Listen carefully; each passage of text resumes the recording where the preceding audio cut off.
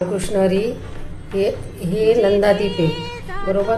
ही दिव्याची ज्योत आहे आणि त्या ज्योतीचे चारी दिशाला कसा प्रकाश फाकलेला आहे. अद्भुत आहे की नाही. म्हणजे सांगण्याचं तात्पर्य भगवंताने चारही दिशा व्यापलेल्या आहेत.